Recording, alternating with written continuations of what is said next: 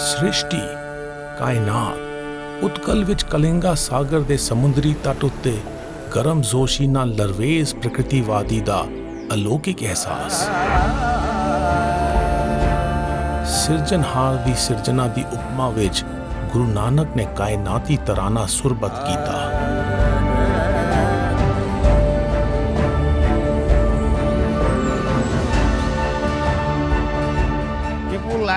ਲੋਕਾਂ ਨੂੰ ਠਾਕੁਰ ਨਾਨਕ ਪਸੰਦ ਹੈ। ਉਹ 500 ਸਾਲ ਪਹਿਲਾਂ ਪਿੰਡ ਗਏ। ਉਹ ਲੋਕਾਂ ਦੇ ਦਿਲ ਦਿਮਾਗ ਵਿੱਚ ਵਸੇ ਹਨ।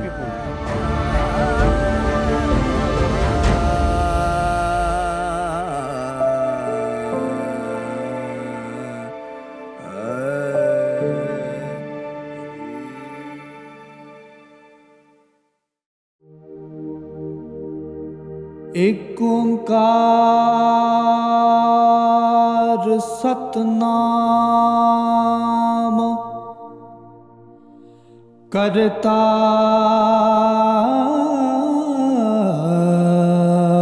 ਪੁਰਖ ਨਿਰਭਉ ਨਿਰਵੈਰ ਅਕਾਲ ਮੂਰਤ ਅਜੂਨੀ ਸਭੰ ਗੁਰ ਪ੍ਰਸਾਦ।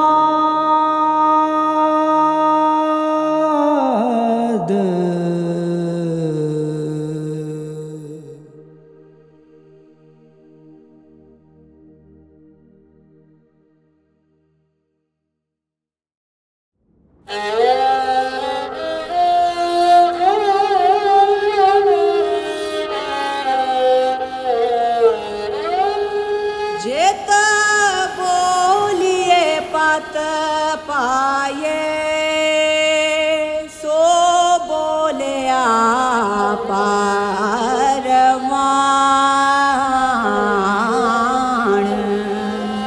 बेका बोल विगोचना सुन मूरख मन जान। ਸ਼ਬਦਾਂ ਦੀ ਅਥਾਹ ਸ਼ਕਤੀ ਮਨੁੱਖ ਅੰਦਰ ਅਜਿਹੀ ਕੀਮੀਆ ਸਾਜ਼ੀ ਕਰਦੀ ਹੈ ਜੋ ਢਾਹੂ ਮਨੁੱਖ ਨੂੰ ਉਸਾਰੂ ਜੀਵ ਵਿੱਚ ਤਬਦੀਲ ਕਰ ਦਿੰਦੀ ਹੈ। ਸ਼ਬਦਾਂ ਦੀ ਮਰਹਮ ਨਾਲ ਦਿਲਾਸਾ ਦੇਣ ਤੋਂ ਵੱਡੀ ਕੋਈ ਸ਼ੈ ਨਹੀਂ ਹੈ। ਦੂਜਾ ਪਾਸਾ ਇਹ ਵੀ ਹੈ ਕਿ ਹੌਸਲਾ ਤੋੜਨ ਵਾਲੇ ਬੋਲ ਤੋਂ ਜ਼ਿਆਦਾ ਢਾਹੂ ਵੀ ਕੁਝ ਨਹੀਂ ਹੁੰਦਾ। ਗੁਰੂ ਨਾਨਕ ਨੇ ਆਖਿਆ ਕਿ ਜੇ ਕੋਈ ਸ਼ਬਦਾਂ ਦੇ ਇਸ ਨੇਮ ਨੂੰ ਨਜ਼ਰ ਅੰਦਾਜ਼ ਕਰੇ ਤਾਂ ਉਹ ਆਪਣੇ ਆਪ ਅਤੇ ਦੂਜਿਆਂ ਲਈ ਦੁੱਖ ਹੀ ਸਹਿਰਦਾ ਹੈ। ਗੁਰੂ ਨਾਨਕ ਅਤੇ ਭਾਈ ਮਰਦਾਨਾ ਨੇ ਕੋਲਕਾਤਾ ਤੋਂ ਕਟਕ ਅਤੇ ਪੁਰੀ ਦਾ ਸਫ਼ਰ ਕੀਤਾ। ਉਹ ਪੁਰਾਣੀ ਜਗਨਨਾਥ ਸੜਕ ਉੱਤੇ ਸਫ਼ਰ ਕਰਦੇ ਹੋਏ ਪਹਿਲਾਂ ਉੜੀਸਾ ਸੂਬੇ ਦੀ ਪੁਰਾਣੀ ਰਾਜਧਾਨੀ ਕਟਕ ਪਹੁੰਚੇ।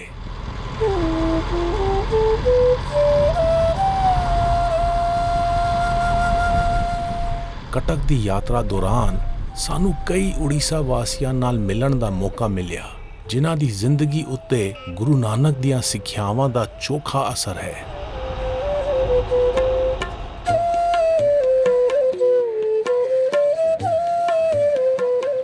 ਸਾਡੀ ਪਹਿਲੀ ਮੁਲਾਕਾਤ ਸੰਜੀਵ ਚੰਦਰ ਹੋਤਾ ਨਾਲ ਹੋਈ ਜੋ ਇੰਡੀਆ ਇੰਤਜ਼ਾਮੀਆ ਸੇਵਾ ਵਿੱਚੋਂ ਬਤੌਰ ਅਫਸਰ ਸੇਵਾ ਮੁਕਤ ਹੋਏ ਹਨ। ਉਹਨਾਂ ਦੇ ਰੋਜ਼ਾਨਾ ਮਜ਼ਹਬੀ ਦਸਤੂਰ ਵਿੱਚ ਗੁਰੂ ਨਾਨਕ ਦਾ ਸ਼ਬਦ ਜਪ ਦਾ ਪਾਠ ਸ਼ਾਮਿਲ ਹੈ।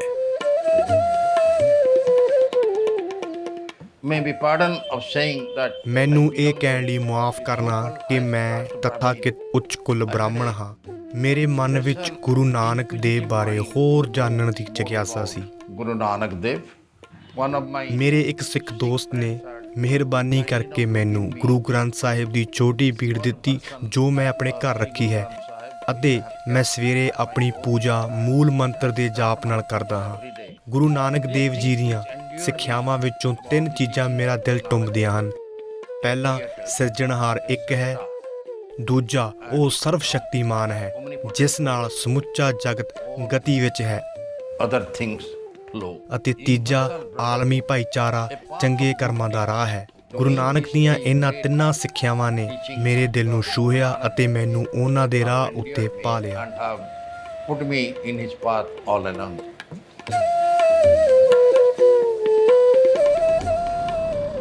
ਕਟਕ ਨੂੰ ਜਾਂਦੇ ਹੋਏ ਅਸੀਂ ਪਿੰਡ ਬਿਰੰਚੀਪੁਰ ਦੇ ਮੁਹੱਤਬਰ ਭਾਸਕਰ ਚੰਦਰ ਸਾਹੂ ਨੂੰ ਮਿਲਣ ਲਈ ਰੁਕੇ ਹਾਂ।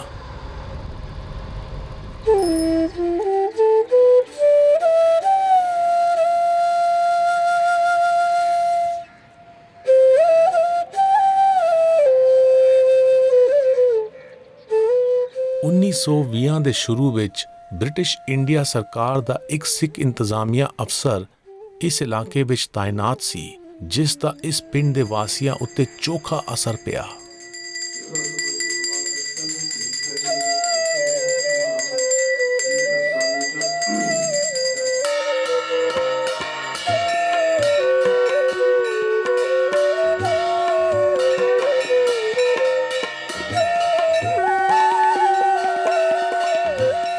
ਉਸ ਤੋਂ ਬਾਅਦ ਇਸ ਪਿੰਡ ਦੇ ਵਾਸੀਆਂ ਦਾ ਨੇਮ ਬਣ ਗਿਆ ਕਿ ਉਹ ਆਪਣੇ ਰੋਜ਼ਾਨਾ ਕੰਮ ਸ਼ੁਰੂ ਕਰਨ ਤੋਂ ਪਹਿਲਾਂ ਸਵੇਰੇ ਮੰਦਿਰ ਵਿੱਚ ਗੁਰੂ ਨਾਨਕ ਦੀ ਬਾਣੀ ਵਿੱਚੋਂ ਜਪਜੀ ਦਾ ਪਾਠ ਕਰਦੇ ਹਨ। ਪਿੰਡ ਵਾਸੀ ਇਸ ਅਸਥਾਨ ਨੂੰ ਗੁਰਦੁਆਰਾ ਆਖਦੇ ਹਨ। ਓੰਕਾਰੋ ਸਤਨਾਮੋ ਪ੍ਰਭੂ ਨਿਰਭਯੋ ਨਿਰਭਯੋ ਅਪਾਰ ਮੂਰਤੀ ਅਗੋਨੀ ਸੰਗਮ ਗੁਰੂ ਪ੍ਰਸਾਦੀ ਆਦि सच्चु जुगादि सच्चु हरि सच्चु नानक सच्चु वाहिगुरु वाहिगुरु वाहिगुरु प्रथमे सुमन्वे भगवती गुरु नानक देव साहे गुरु अंगद देव गुरु अमरदास ਪਿੰਡ ਵਾਸੀਆਂ ਨੇ ਆਪਣੇ ਗ੍ਰਾਮ ਵਿੱਚ ਗੁਰੂ ਨਾਨਕ ਦੀ ਬਾਣੀ ਲਿਆਉਣ ਵਾਲੇ ਸਿੱਖ ਅਫਸਰ ਦੇ ਸਤਿਕਾਰ ਵਜੋਂ ਉਸ ਦਾ ਕੜਾ ਅਤੇ ਪੋਥੀ ਸੰਭਾਲ ਰੱਖੀ ਹੈ। ਇਹ ਪੋਥੀ ਪੁਰਾਣੇ ਅੰਦਾਜ਼ ਦੀ ਗੁਰਮੁਖੀ ਹੱਥ ਲਿਖਤ ਹੈ, ਜੋ ਗੁਰੂ ਗ੍ਰੰਥ ਸਾਹਿਬ ਦੇ ਸ਼ਬਦ ਹਨ।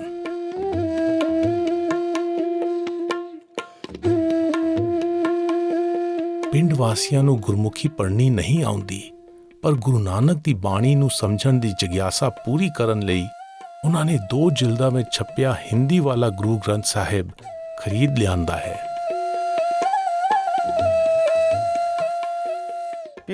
ਲੋਕਾਂ ਨੂੰ ਠਾਕੁਰ ਨਾਨਕ ਪਸੰਦ ਹੈ। ਉਹ 500 ਸਾਲ ਪਹਿਲਾਂ ਪਿੰਡ-ਪਿੰਡ ਗਏ। ਉਹ ਲੋਕਾਂ ਦੇ ਦਿਲ ਦਿਮਾਗ ਵਿੱਚ ਵਸੇ ਹਨ। ਅਸੀਂ ਗ੍ਰੰਥ ਦੀ ਪੂਜਾ ਕਰਦੇ ਹਾਂ।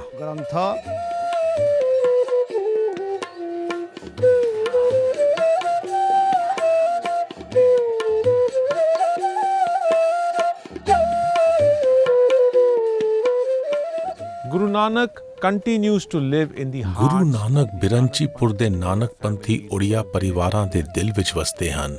ਗੁਰੂ ਨਾਨਕ ਦਾ ਫਲਸਫਾ ਉਹਨਾਂ ਦੀ ਜ਼ਿੰਦਗੀ ਦੀ ਪ੍ਰੇਰਣਾ ਹੈ। Philosophy.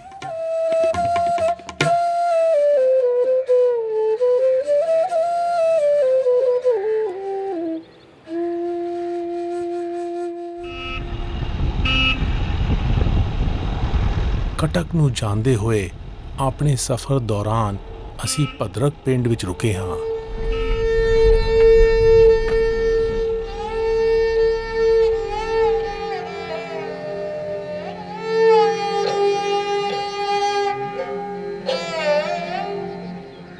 Guru Nanak Guru Nanak ਦੀਆਂ ਉਦਾਸੀਆਂ ਦਾ ਅਸਰ ਵੱਖ-ਵੱਖ ਸੱਭਿਆਚਾਰ ਵਾਲੇ ਲੋਕਾਂ ਉੱਤੇ ਪਿਆ। ਉੜੀਸਾ ਦੇ ਇਸ ਛੋਟੇ ਜਿਹੇ ਪਿੰਡ ਵਿੱਚ ਨਾਟਕ ਖੇਡਿਆ ਜਾਂਦਾ ਹੈ, ਜਿਸ ਵਿੱਚ ਗੁਰੂ ਨਾਨਕ ਦੀਆਂ ਵਹਿਦਤ ਵਾਲੀਆਂ ਆਲਮੀ ਕਦਰਾਂ ਕੀਮਤਾਂ ਦੀ ਵਜ਼ਾਹਤ ਕੀਤੀ ਜਾਂਦੀ ਹੈ।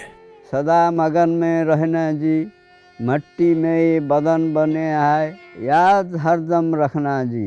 कौन जाने कब दम छूटेगा, इसका नहीं ठिकाना जी। मेरा नाम राम प्रसाद महंती है।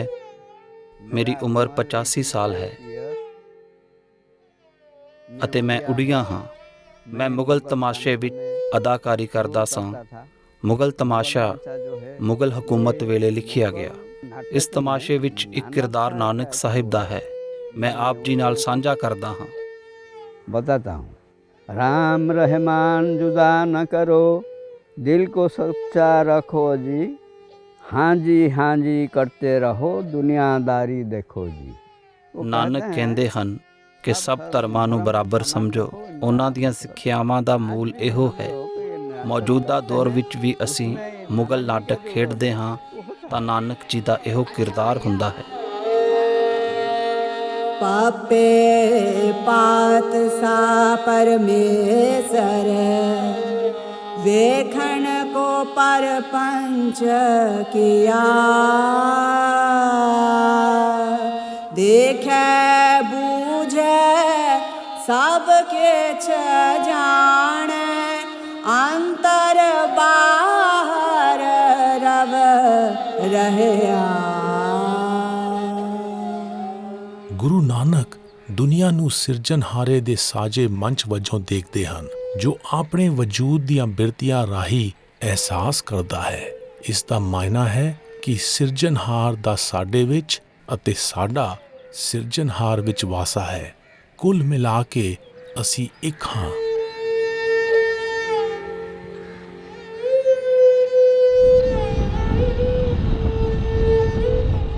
ਅਸੀਂ ਹੁਣ ਭਦਰਕ ਤੋਂ ਗੁਰਦੁਆਰਾ ਦਾਤਨ ਸਾਹਿਬ ਜਾਣ ਲਈ ਕਟਕ ਜਾ ਰਹੇ ਹਾਂ।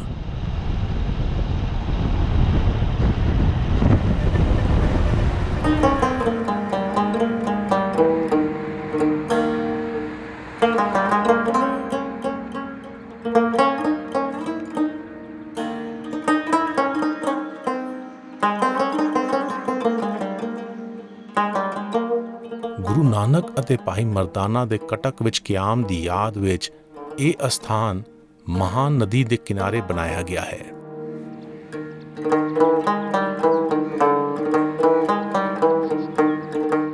ਕਟਕ ਗੁਰੂ ਨਾਨਕ ਦੇ ਸਮੇਂ ਵਿੱਚ ਉੜੀਸਾ ਇਲਾਕੇ ਦੀ ਰਾਜਧਾਨੀ ਸੀ। On the old Jagannath Jagannath ਦੀ ਯਾਤਰਾ ਦੇ ਪੁਰਾਣੇ ਰਾਹ ਵਿੱਚ ਕਟਕ ਪੈਂਦਾ ਹੈ, ਜੋ ਕਾਠਾਜੋੜੀ ਅਤੇ ਮਹਾਨਦੀ ਨਾਮ ਦੀਆਂ ਦੋ ਨਦੀਆਂ ਦੇ ਵਿਚਕਾਰ ਵਸਿਆ ਹੈ। ਗੁਰੂ ਨਾਨਕ ਅਤੇ ਭਾਈ ਮਰਦਾਨਾ ਨੇ ਇਸ ਰਾਹ ਤੋਂ ਕਟਕ ਦਾ ਸਫ਼ਰ ਕੀਤਾ ਅਤੇ ਉੱਥੇ ਰਾਜਾ ਅਤੇ ਆਵਾਮ ਨਾਲ ਗੋਸ਼ਟ ਕੀਤਾ। and the common people. ਉਸ ਵੇਲੇ ਦਾ ਉੜੀਸਾ ਦਾ ਰਾਜਾ ਪ੍ਰਤਾਪਰੁਦਰਾ ਦੇਵ ਸੀ, ਜੋ ਵੈਸ਼ਨਵੀ ਮਜ਼ਹਬੀ ਬਿਰਤੀ ਵਾਲਾ ਨਿਮਾਣਾ ਬੰਦਾ ਸੀ। ਗੁਰੂ ਨਾਨਕ ਅਤੇ ਭਾਈ ਮਰਦਾਨਾ ਦੇ ਆਉਣ ਦੀ ਖਬਰ ਸੁਣ ਕੇ ਰਾਜਾ ਆਪ ਮਿਲਣ ਲਈ ਪਹੁੰਚਿਆ।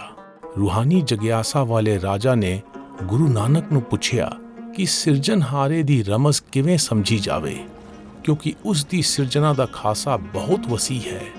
ਗੁਰੂ ਨਾਨਕ ਨੇ ਆਪਣਾ ਨਜ਼ਰੀਆ ਸਮਝਾਉਣ ਲਈ ਕੁਦਰਤ ਦੀਆਂ ਮਿਸਾਲਾਂ ਦਿੰਦੇ ਹੋਏ ਗਾਇਆ।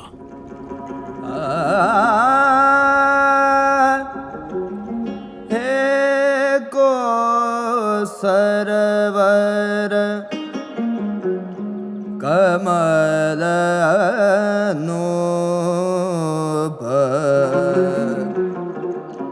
ਸਦਾ ਬੇਗਾਸੈ ਪਰਮਲ ਰੂਪ ਉਜਲ ਮੋਤੀ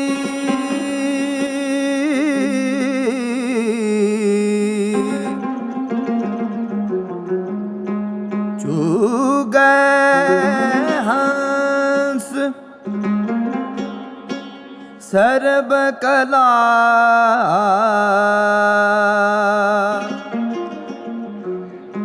जगदीश अंश जो दिस सो उपजै बिन सै बिन जल सरवर कमल ना दिसै।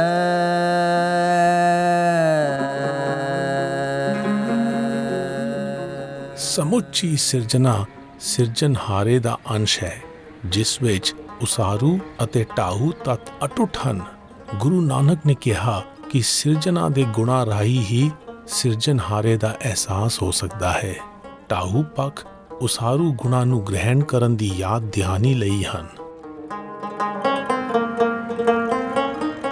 ਅਸੀਂ ਗੁਰਦੁਆਰਾ ਦਾਤਨ ਸਾਹਿਬ ਤੋਂ ਕੁਝ ਫਾਸਲੇ ਉੱਤੇ ਮਹਾਨਦੀ ਦੇ ਕਿਨਾਰੇ ਜਾ ਰਹੇ ਹਾਂ, ਜਿਸ ਅਸਥਾਨ ਉੱਤੇ ਸਹਾੜਾ ਦੇ ਰੁੱਖ ਦੀ ਮਾਨਤਾ ਹੈ।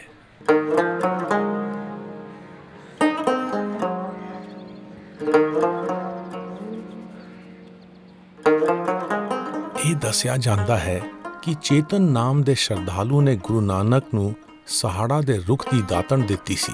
ਗੁਰੂ ਨਾਨਕ ਨੇ ਇਹ ਦਾਤਣ ਦੀ ਕਲਮ ਲਗਾ ਦਿੱਤੀ, ਜੋ ਬਾਅਦ ਵਿੱਚ ਰੁੱਖ ਬਣ ਗਈ। ਇਸ ਬਿਰਤਾਂਤ ਦਾ ਪੁਰਾਣੀਆਂ ਜਨਮ ਸਾਖੀਆਂ ਵਿੱਚ ਜ਼ਿਕਰ ਨਹੀਂ ਆਉਂਦਾ। ਜਦੋਂ 1930 ਵਿੱਚ ਪੁਰਾਣਾ ਰੁੱਖ ਖਤਮ ਹੋ ਗਿਆ ਤਾਂ ਉਸ ਦੀ ਥਾਂ ਇਹ ਨਵਾਂ ਰੁੱਖ ਲਗਾਇਆ ਗਿਆ ਸੀ।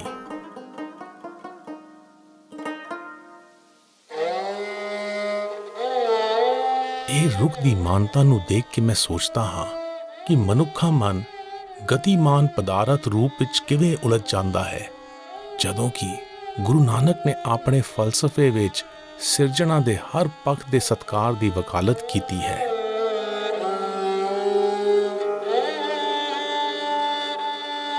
ਨਿਤ ਨਿਤ ਜਿਅੜੇ ਸਮਾਲੀਅਨ ਦੇਖੇਗਾ ਦੇਵਨ ਹਾਰ ਤੇਰੇ ਦਾਨੇ ਕੀਮਤ ਨਾ ਪਵੇ ਤਿਸ ਤਾਤੇ ਕਵਣ ਸੁਮਾਰ।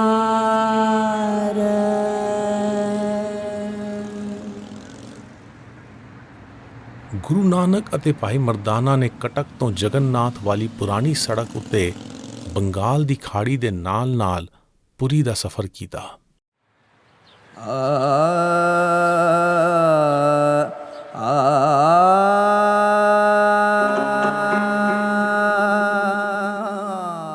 ਗੁਰੂ ਨਾਨਕ ਦੇ ਰਾਜੇ ਉੱਤੇ ਉਸਾਰੂ ਅਸਰ ਬਾਰੇ ਸੁਣ ਕੇ ਕਲਯੁਗ ਨਾਮ ਦੇ ਪੰਡਿਤ ਨੂੰ ਆਪਣਾ ਰੁਤਬਾ ਖੁੱਸ ਜਾਣ ਦਾ ਖਦਸ਼ਾ ਹੋਇਆ।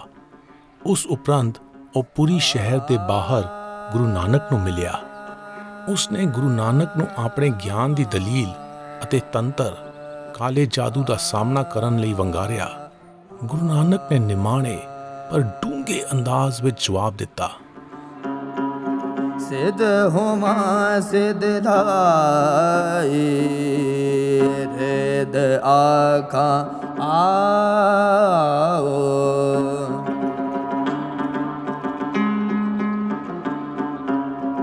ਉਪਤ ਪ੍ਰਗਟ ਹੋਏ ਬੈਸਾ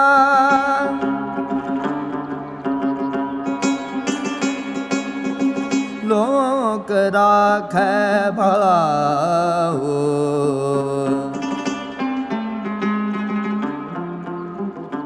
ਮਤ ਦੇਖ ਫੂਲਾ ਵਿਸਰੈ ਤੇਰਾ ਚਿਤ ਨ ਆਵੈ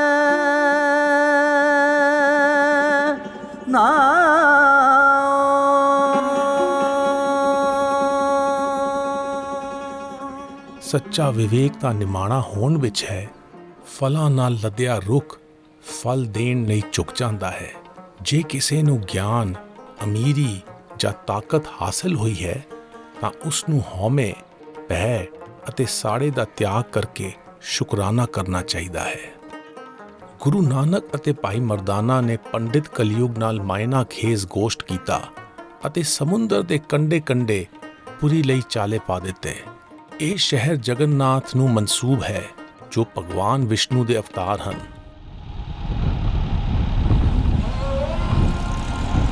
ਗੁਰੂ ਨਾਨਕ ਦੇ ਪਦ ਚਿੰਨ੍ਹਾਂ ਉੱਤੇ ਹੁਣ ਅਸੀਂ ਕਟਕ ਤੋਂ ਪੁਰੀ ਜਾ ਰਹੇ ਹਾਂ।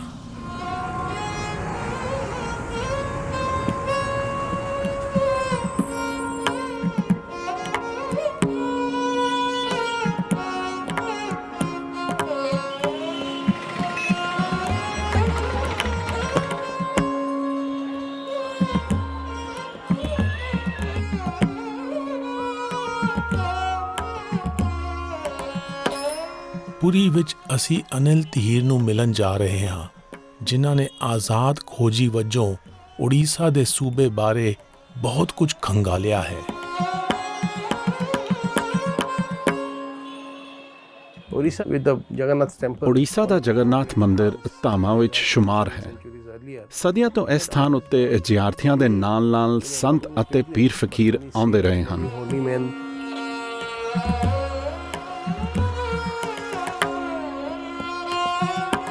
Guru Nanak Dev visited. Guru Nanak Orissa ਆਏ ਤਾਂ ਉਸ ਤੋਂ ਬਾਅਦ ਉੱਤਰ ਵਾਲੇ ਪਾਸੇ ਤੋਂ ਜਿਆਰਥੀਆਂ ਦੀ ਧਾਰਾ ਸ਼ੁਰੂ ਹੋ ਗਈ। ਬਾਅਦ ਵਿੱਚ ਇੱਥੇ ਨਾਨਕਪੰਥੀ ਅਤੇ ਉਦਾਸੀ ਵੀ ਆਏ। ਮੇਰਾ ਮੰਨਣਾ ਹੈ ਕਿ ਨਾਨਕ ਜੀ ਉਦਾਸੀਆਂ ਉੱਤੇ ਪ੍ਰਚਾਰਕ ਵਜੋਂ ਨਹੀਂ ਆਏ ਸਨ, ਉਹ ਆਪ ਅਰਜੁਮੰਦ ਸਨ।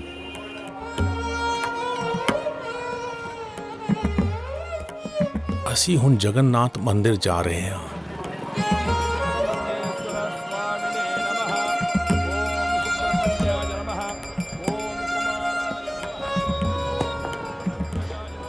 Jagannath temple is an Jagannath ਮੰਦਿਰ ਹਿੰਦੂ ਧਰਮ ਦਾ ਅਹਿਮ ਤੀਰਥ ਅਸਥਾਨ ਹੈ। ਇਹ ਭਗਵਾਨ ਜਗਨਨਾਥ ਨੂੰ ਸਮਰਪਿਤ ਹੈ, ਜੋ ਭਗਵਾਨ ਵਿਸ਼ਨੂੰ ਦੇ ਅਵਤਾਰ ਹਨ। ਜਗਨ ਦਾ ਮਾਇਨਾ ਜਹਾਨ ਹੈ ਅਤੇ ਨਾਥ ਦਾ ਮਾਇਨਾ ਸਿਰਜਣਹਾਰ ਹੈ।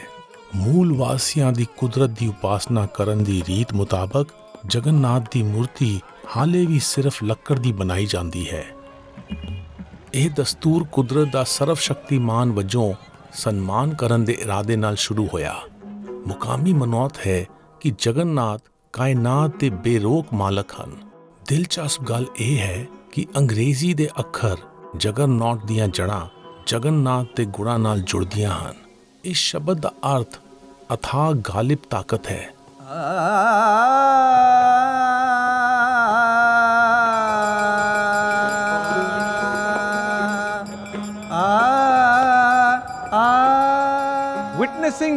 ਜਗਨਨਾਥ ਮੰਦਿਰ ਵਿੱਚ ਹੁੰਦੀ ਆਰਤੀ ਦੇਖ ਕੇ ਹੀ ਗੁਰੂ ਨਾਨਕ ਨੇ ਸ਼ਬਦ ਜੋੜੇ ਜੋ ਕਰਮ ਕਾਂਡੀ ਅਮਲਾਂ ਦੀ ਥਾਂ ਕੁਦਰਤ ਦੇ ਸਤਕਾਰ ਉੱਤੇ ਜ਼ੋਰ ਦਿੰਦੇ ਹਨ। ritualistic practices. ਕੈਸੀ ਆਰਤੀ ਹੋਏ ਭਵ ਖੰਡਨਾ ਤੇਰੀ ਆਰਤੀ ਕੈਸੀ ਆਰਤੀ ਹੋਏ ਭਵ ਖੰਡਨਾ ਤੇਰੀ ਆਰਤੀ ਕੈਸੀ ਆਰਤੀ ਹੋਏ ਕੈਸੀ ਆਰਤੀ ਹੋਏ ਭਵ ਖੰਡਨਾ ਤੇਰੀ ਆਰਤੀ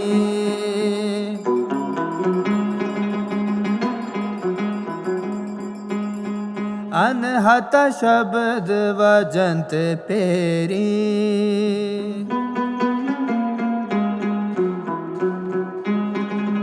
ਗगन में थाल रव चंद दीपक बन तार कमंडल जनक मोती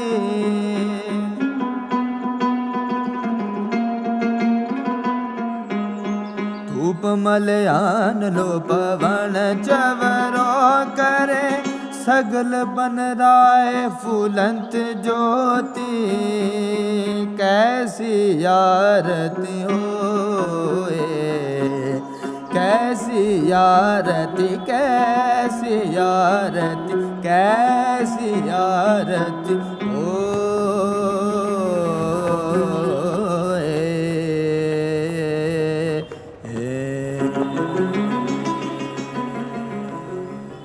ਗੁਰੂ ਨਾਨਕ ਨੇ ਆਖਿਆ ਕਿ ਜਦੋਂ ਹਾਜ਼ਰਾ ਹਜ਼ੂਰ ਦਾ ਇਜ਼ਹਾਰ ਕੁਦਰਤ ਦੇ ਹਰ ਤੱਤ ਵਿੱਚ ਹੁੰਦਾ ਹੈ ਤਾਂ ਇਸ ਵਿਸ਼ਾਲ ਸਿਰਜਣਾ ਦੇ ਕੁਝ ਰੂਪਾਂ ਦੀ ਹੀ ਆਰਾਧਨਾ ਕਰਨਾ ਸਮੁੱਚੀ ਕੁਦਰਤ ਦੀ ਮਹਿਮਾ ਨਹੀਂ ਹੋ ਸਕਦੀ। ਗੁਰੂ ਨਾਨਕ ਦੇ ਪੁਰੀ ਆਉਣ ਦੀ ਯਾਦ ਵਿੱਚ ਉਦਾਸੀ ਸੰਪਰਦਾਇ ਨੇ ਜਗਨਨਾਥ ਮੰਦਿਰ ਦੇ ਲਾਗੇ ਕੁਝ ਅਸਥਾਨ ਬਣਾਏ ਸਨ। ਇਨ੍ਹਾਂ ਅਸਥਾਨਾਂ ਵਿੱਚ ਮੰਗੂ ਮੱਠ ਦਾ ਵੱਡਾ ਨਾਮ ਹੈ। ਅਸੀਂ ਹੁਣ ਮੰਗੂ ਮੱਠ ਜਾ ਰਹੇ ਹਾਂ।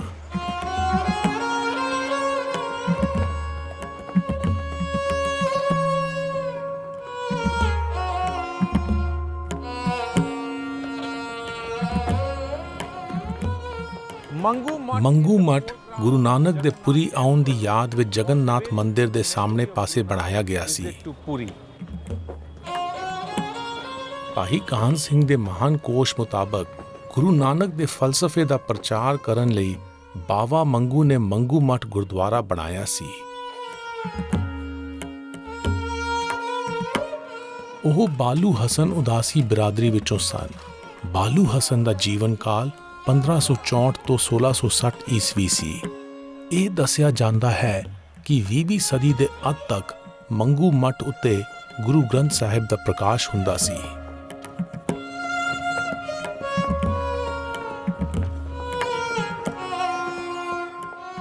ਜਗਨਨਾਥ ਮੰਦਿਰ ਤੋਂ ਕੁਝ ਫਾਸਲੇ ਨਾਲ ਬਾਉਲੀ ਮੱਠ ਹੈ, ਜੋ ਪੰਚਾਇਤੀ ਅਖਾੜੇ ਦੇ ਉਦਾਸੀਆਂ ਨੇ ਸਿੱਖਿਆ ਦੇ ਮਰਕਜ਼ ਵਜੋਂ ਬਣਾਇਆ ਸੀ।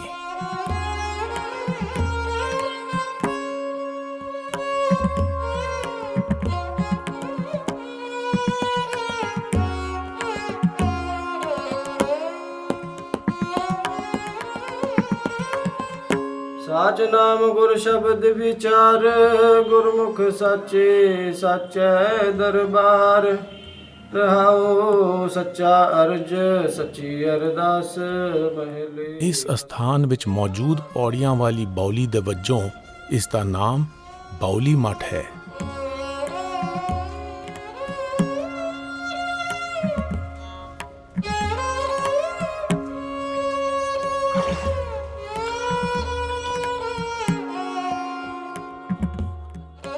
ਇਸ ਸਥਾਨ ਵਿੱਚ ਭਗਵਾਨ ਜਗਨਨਾਥ ਦੀ ਮੂਰਤੀ ਬਿਰਾਜਮਾਨ ਹੈ ਅਤੇ ਨਾਲ ਦੇ ਕਮਰੇ ਵਿੱਚ ਗੁਰੂ ਗ੍ਰੰਥ ਸਾਹਿਬ ਦਾ ਪ੍ਰਕਾਸ਼ ਹੈ। ਮੇਰਾ ਨਾਮ ਮਹੰਤ ਸਤਿਆ ਨਾਰਾਇਣ ਦਾਸ ਜੀ ਹੈ। ਇਹ ਬਾਉਲੀ ਮੱਠ ਉਦਾਸੀ ਸੰਪਰਦਾਇ ਨਾਲ ਜੁੜਿਆ ਹੋਇਆ ਹੈ। ਮੈਂ ਇੱਥੇ 1960 ਵਿੱਚ ਆਇਆ ਸੀ। ਗੁਰੂ ਨਾਨਕ ਦੇਵ ਜਗਨਨਾਥਪੁਰੀ ਆਏ ਸਨ। ਉਹ ਇੱਥੇ ਆਪਣਾ ਧਰਮ ਸਿਖਾਉਣ ਅਤੇ ਬਾਣੀ ਸੁਣਾਉਣ ਆਏ ਸਨ। ਅਸੀਂ ਇੱਥੇ ਗੁਰੂ ਗ੍ਰੰਥ ਸਾਹਿਬ ਰੱਖਿਆ ਹੈ। ਅਸੀਂ ਗੁਰੂ ਗ੍ਰੰਥ ਸਾਹਿਬ ਦਾ ਹਿੰਦੀ ਤਰਜਮਾ ਪੜ੍ਹਦੇ ਹਾਂ। ਤੋਤੇ ਟੇਕਾ ਨਾਮ ਸਮਾਲ ਇੱਥੈ ਉੱਥੈ ਨਿਭੇ ਨਾਲ, ਬਿਨ ਨਾਵੇ ਹੋਰ ਕਰਮ ਨਾ ਪਾਲ। ਪੂਜਾ ਪ੍ਰੇਮ ਮਾਇਆ ਪਰਜਾਲ, ਏਕੋ ਵੇਖੋ ਅਵਰ ਨਾ ਪਾਰ।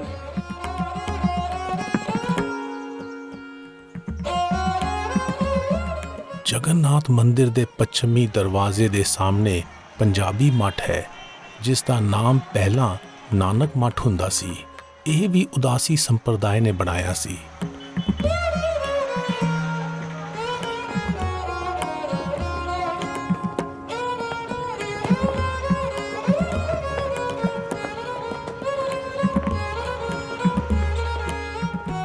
ਗੁਰੂ ਨਾਨਕ ਦੇ ਪੁਰੀ ਆਉਣ ਦੀ ਯਾਦ ਵਿੱਚ 2009 ਦੌਰਾਨ ਸਿੱਖ ਬਿਰਾਦਰੀ ਨੇ ਗੁਰਦੁਆਰਾ ਸ਼੍ਰੀ ਆਰਤੀ ਸਾਹਿਬ ਦੀ ਉਸਾਰੀ ਕੀਤੀ। ਜਦੋਂ ਗੁਰੂ ਨਾਨਕ ਹਾਲੇ ਪੁਰੀ ਵਿੱਚ ਹੀ ਸਨ ਤਾਂ ਕਟਕ ਤੋਂ ਰਾਜਾ ਪ੍ਰਤਾਪੁੱਤਰਾ ਦੇਵ ਉਹਨਾਂ ਨੂੰ ਦੁਬਾਰਾ ਮਿਲਣ ਆਏ। ਰਾਜੇ ਦਾ ਸਵਾਲ ਸੀ ਕਿ ਆਪੇ ਦੀ ਸੋਝੀ ਕਿਵੇਂ ਹਾਸਲ ਕੀਤੀ ਜਾ ਸਕਦੀ ਹੈ। ਨਿਦ ਸਿਧ ਨਿਰਮਲ ਨਾਮ ਵਿਚਾਰ,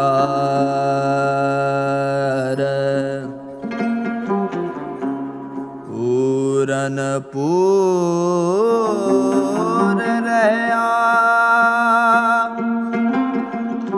ਬਿਖ ਮਾਰ।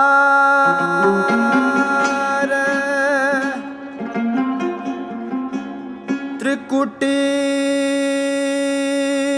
ਛੂਟੀ ਬਿਮਲ ਮਝਾਰ।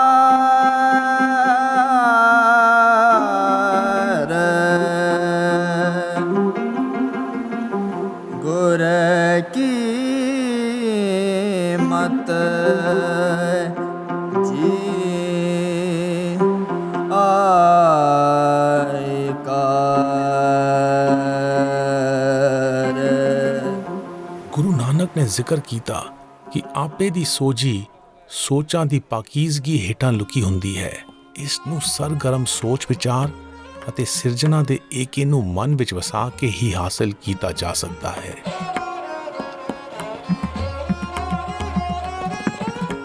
Imagine ਅੰਦਾਜ਼ਾ ਲਾਓ ਕਿ 530 ਸਾਲ ਪਹਿਲੇ ਇੱਥੇ ਆਉਣਾ ਕਿੰਜ ਹੋਏਗਾ।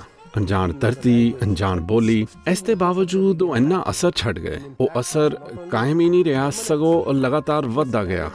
ਤੁਸੀਂ ਇਹ ਨਹੀਂ ਕਹਿ ਸਕਦੇ ਕਿ ਉਹ ਸਿੱਖ ਧਰਮ ਲਈ ਸਨ। ਉਹਨਾਂ ਨੇ ਦੂਜੇ ਧਰਮਾਂ ਉੱਤੇ ਅਸਰ ਕੀਤਾ। ਉਹਨਾਂ ਦੇ ਕਾਇਨਾਤੀ ਪੰਥ ਨੂੰ ਦੂਜੀ ਸੰਪਰਦਾਵਾਂ ਨੇ ਖੁਸ਼ੀ-ਖੁਸ਼ੀ ਤਸਲੀਮ ਕੀਤਾ। ਹਿੰਦੂ ਸੰਪਰਦਾਵਾਂ, ਮੁਸਲਮਾਨਾਂ ਸੰਪਰਦਾਵਾਂ ਅਤੇ ਸੂਫੀਆਂ ਨੇ ਇਸ ਅਸਰ ਨੂੰ ਕਬੂਲ ਕੀਤਾ।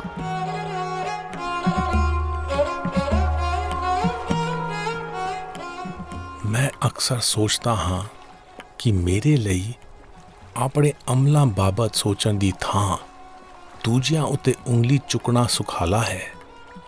ਗੁਰੂ ਨਾਨਕ ਦਾ ਇਹ ਸੁਨੇਹਾ ਮੇਰੇ ਜੀਵਨ ਦਾ ਹਿੱਸਾ ਕਿਉਂ ਨਹੀਂ ਬਣਦਾ ਹੈ ਕਿ ਜਦੋਂ ਹਉਮੈ ਦਾ ਪਰਦਾ ਚਾਕ ਹੁੰਦਾ ਹੈ ਤਾਂ ਅਹਿਸਾਸ ਦੇ ਬੂਹੇ ਖੁੱਲ੍ਹ ਜਾਂਦੇ ਹਨ।